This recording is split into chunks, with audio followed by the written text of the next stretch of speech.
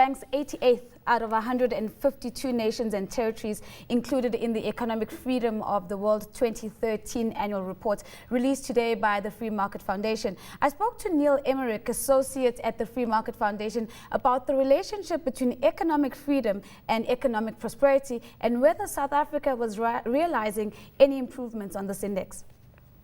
Well, economic freedom as we define it in the index is based on the sort of liberal classical tradition. So we're looking at security of property rights, security of contract, and the ability to freely exchange. So it's very much a sort of a market-orientated understanding of economic freedom. Why is this index important? Well, the academics needed some way of finding themselves. You know, you can have anecdotal descriptions at parties, but people will miss each other.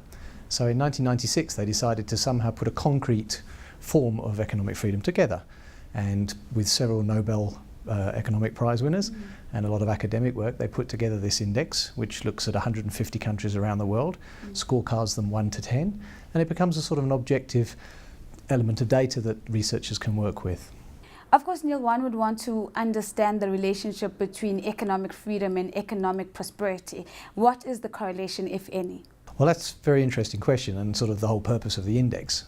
What you're interested in is correlating whether economic freedom actually produces any outcomes that you're interested in, like economic growth, lower unemployment, longer life, health, education, and so on. So the good news is that economic freedom does create all those good things. In fact, this year, the author of the index actually did a research of the academic literature, and in sort of 400 of those surveys, 2/3 of those that cited the index actually said that it correlated with a good outcome, which included economic growth, but also interesting things like biodiversity and women's rights.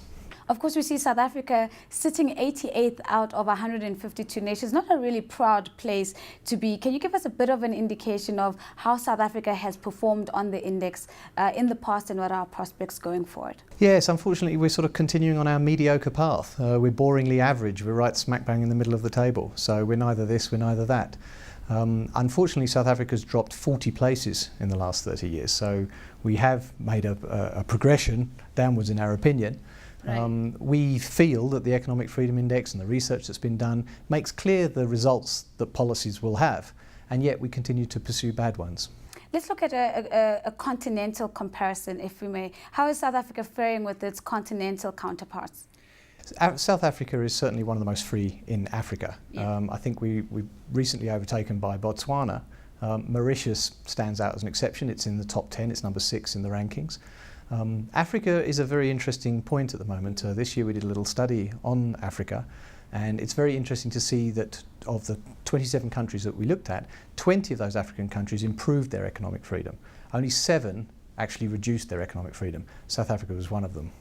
Now, of course, you do say that if we were to look at our policies, we should clearly be rethinking the direction in which we're going. What needs to be done in terms of translating this index into tangible outcomes from a policy perspective? Okay, well, South Africa does a lot right. We have privately owned banks, we have good courts that we can trust in terms of property rights and so on. But the bad policies, the rankings where we are particularly poor, are well known to everybody. They're labour law, so collective bargaining, minimum wage laws, hiring and firing practices. We're also very, very poorly ranked in deviation of tariffs.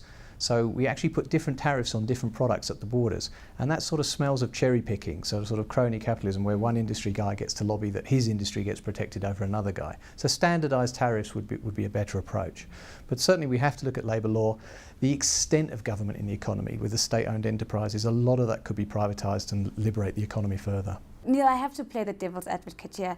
We're looking at 152 states, and we both know that's not fully comprehensive of all the states that we have in the world. What does this mean for the credibility of the index, and does it bring in a certain degree of bias? We have to work with what we have. The index is an objective index in that the data that it draws from are freely available to other researchers. So, for example, many of the statistics are drawn from the World Bank, they're drawn from the Global Competitiveness Report.